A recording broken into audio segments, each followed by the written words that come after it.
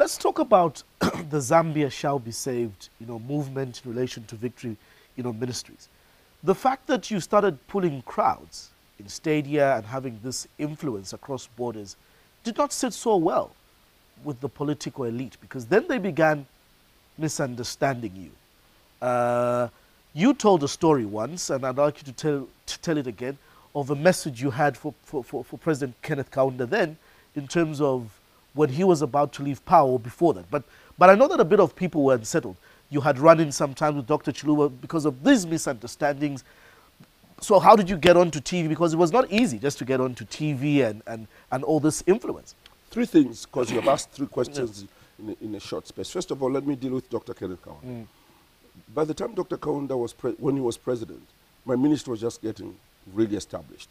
But it truly got established under Frederick Chiluba. The only encounter that I remember with Kenneth Kaunda that is really memorable is the time that he was wanting to transition the country from a one-party to a multi-party state. I was having a crusade in Woodland Stadium, and that's when he sent his private secretary to come and see me after the crusade, if I could see him the following day at 9 o'clock. And so I went to State House, and he asked me, he said, I have to make a very tough decision, but I need you to pray for me. And I was very young. I was 30 years old, I think. And there was an old man, looking really, really sad. So I said, what is it, sir? So he went through the story. He said, I cannot fight against the will of the people. They want a multi-party state. And I need to make that decision, but I need strength. That's all he said. So when he said I need strength, then I realized that it's not just strength to make the announcement, it's strength to make sure that he's got God with him. So I prayed with him to receive Christ, and I read the scriptures. I still remember the chapter that I read from. Then after that, he came and knelt down. I knelt down with him, and we prayed. The following day, when I was going back to Kitwe, he was addressing the nation in Mulungushi, making that change. So that really touched me, that, I don't think I'm the one who made him make that decision, but I think that praying for him and with him gave him the strength to proceed. So that's important. Now, did I rub shoulders against some politicians? President Chiluba, yes. President Chiluba was a Christian man, and he expected me to agree with everything he said and did.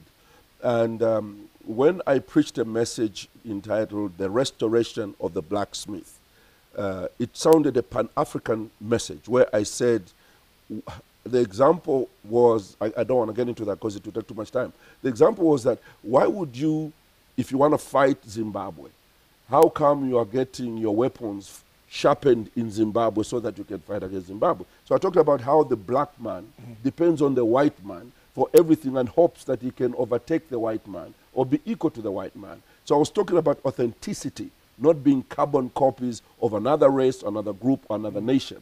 And then I talked about how permanent secretaries, politicians leave Lusaka and fly to New York to be sharpened by a 24-year-old white boy who is teaching our PSCs who are 56 years old. So President Chiluba didn't like that much. When it was on television, after the program, he called me, and he was very angry. He said, Pastor, look, I know you have problems with me, but I don't think you need to take it to television and all that. So I told him, I said, I didn't even have you in my thoughts when I was preaching.